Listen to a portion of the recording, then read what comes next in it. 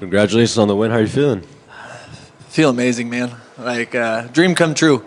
Since the beginning of starting a fight, this is the goal, and now I'm in the show, and that's what it's about. And I know during the show you made your message clear to all the people watching that maybe felt they weren't enough or just things were going their way, quite frankly. So I guess how does it feel now knowing you're on the other side with the TUF trophy in your hand?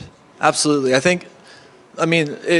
TV show, so they cut and paste a bunch of stuff, and there's a part that a lot of people did reach out to me saying there's a part I said that I wasn't smart enough, and I definitely felt that way when I was younger, and it was tough growing up, but I had so many great people around me that boosted me up and showed me like, hey, maybe you do struggle in English and writing and grammar, but you're so much smarter in everything else, and the harder I work at things, the better you get at them. So I think as a young age, I always had to work a lot harder than a lot of people, especially in school, and I just carried that through sports, and sports really saved my life in a lot of ways where, yeah, school was tough, but I really excelled in sports, so I can understand a lot more in that. So it helped me.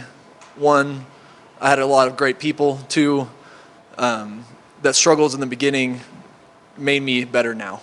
For sure. Not only that, I mean, one of the most or the most international cast on the show ever. So I guess how does it feel to come out representing the U.S.? I mean, with all these countries that were in the house. Absolutely. I mean, United States, that's where it's at. I come from Team Alpha Male, and on a given day, there's 30 different countries represented on our mat. So being around a lot of international fighters, it was cool. I mean, fighting is an international language, and I feel like we all bonded in that sense. But representing the United States, I feel it's the best country in the world, and I love it. So I know your opponent, Robert Valentine. He had a lot of hype going into this one. A lot of people were fans of him from the show. So, do you feel like as if you kind of played party pooper today, or how did you feel? I mean, I'm sure you saw all this stuff on social media of his kind of aura going into it and all that. Yeah, I mean, since day one, that's not how I play it. I mean, I feel like the ego kind of takes you away from that, and being the loud mouth and the talker, that's not my style. I like to. My dad told me as a young age, be quiet and carry a big stick. So, being that type of mentality and being the quiet one and not boasting about things and trying to show off, that's not my style. So I feel like that's more of a chink in the armor when I start seeing that. It's like they're trying to prove to themselves that they are big, they are bad, when I know I'm big and bad. So now that we're here, obviously with you with the trophy, what would you say is the biggest lesson you can take from the experience in the house? I know it's a very tough one. I think just take it one step at a time. The emotions will come and go. Sometimes there's a lot of doubt, especially when I was isolated from all my friends and family and my support group. There was a lot of doubt that came in my head, so I had to really dig deep into myself and stay present. I stay present through breath work and meditation and journaling and all the other stuff that kind of they don't really show a lot in mental health. It's coming back to that. So it's staying present, and I think believing in myself. That was one thing that me and my mental health coach we talked about a lot. Was when those doubts start coming in, I wrote in my journal, I believe in myself. So Sure. keep coming having that mentality as I go. That's awesome. And last one for me, UFC fighter. So who would you like, if it was up to you, where would you like to debut and who would you like to face? I take this from my boy Fluffy. It doesn't matter who I face. It's going to be the same result no matter what. So anyone they throw at me, I'll be ready. How do you think your life will change after today? Not much, to be honest. It's right back to the grind. I have an amazing team. I have an amazing support group, and this is the start. This is not like, oh, I made it. This is like, okay, now your foot's in the door. So now I have to go prove myself. My record goes back to 0, and it starts all over. So I go right back to work. Dana wasn't here tonight to give you guys your trophies. I'm just wondering, was there any disappointment in that? Just seeing as, he's the figurehead. I met Dana a couple times, and, he's a busy guy. I hope he puts a belt around my waist someday. So that's where I hope he's there for me. Ryan, Yeah. So I know that you like to go just one fight at a time, but considering that you're a little bit more experienced than other fighters, like let's say Myron, who also won tonight, what kind of timeline do you see for your UFC career before you do get into those ranked opponents? Whatever you guys throw at me, to be honest. I mean, I feel young. I mean, I don't really take punches. This is I think, 10th fight, and I think I've only taken about like 4 or 5 punches. So my body's young. I stay up with my stretching. I stay up with my mobility. I work a lot of recovery stuff. So I feel like maybe I am a little bit older for coming into the UFC, but I'm in my prime right now, and I plan on staying there. And how difficult was it to kind of keep this news from not getting out too much that you were in the finals while you were preparing for the fight? It was tough. Yeah, I mean, just my little circle that we were working on, all my friends and family were always bugging me, telling me, hey, what's going on? What's going on? I was like, oh, we got to watch the show. We got to watch the show. So now they finally watch the show and they can see me. And I looked at my phone. It is blowing up right now. So it'll be fun to sit back and kind of answer all these questions coming from all the fans. Thank you. Congrats on the win. Awesome performance.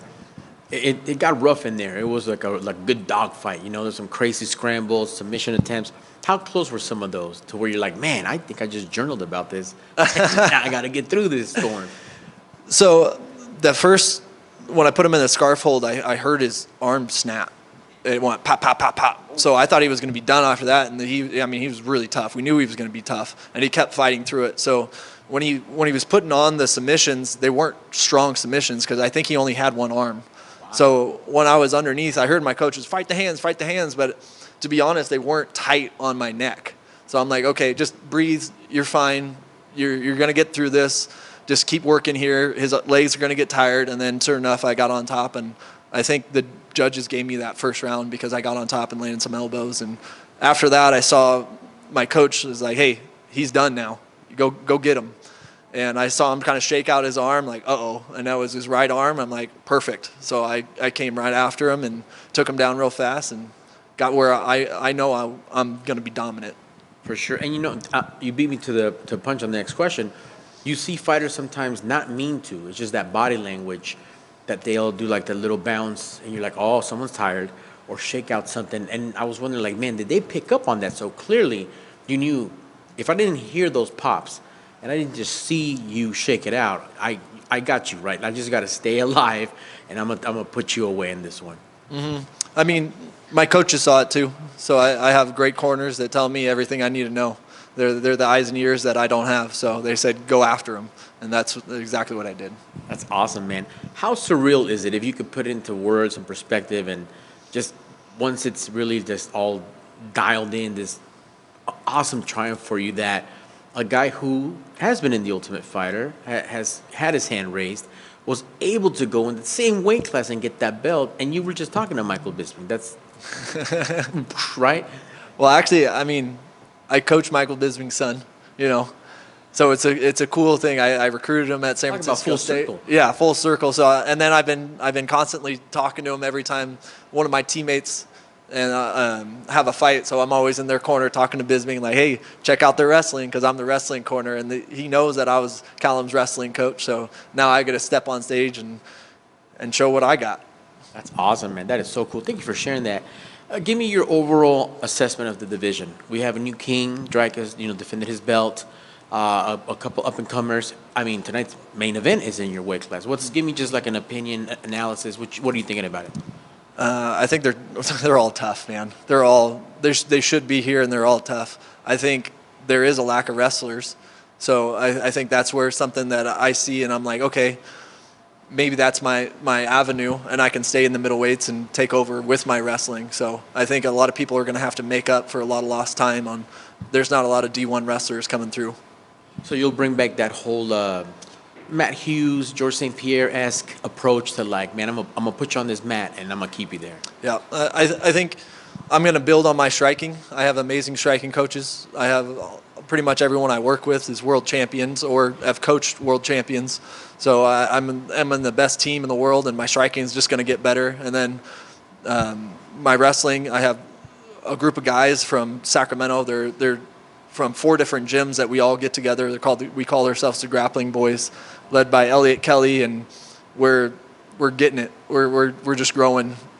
Every month is a different fight. So it's exciting to be a part of, and I'm excited to see where this group goes. That's awesome, man. Well, I just seeing it in your face, you're just beaming with pride and that honor to continue traditions and just to bring it back and just put respect on your camp and everybody that's worked to get you here and just pay them back. That's fantastic. You're in Vegas, there's all kind of stuff going on. How do you celebrate this big win? Well, I got my whole family flew out here, my extended family and everybody. They got hotels and everything. So I don't know what the plan is. I'm gonna probably see Slava. He got a good win this tonight, and just hang out with my family and friends. I don't go out, don't party. So I think being with my family and friends is something amazing that we all get to celebrate together. That's awesome, man. Well, congrats on that big win, and welcome to the UFC. Thank you.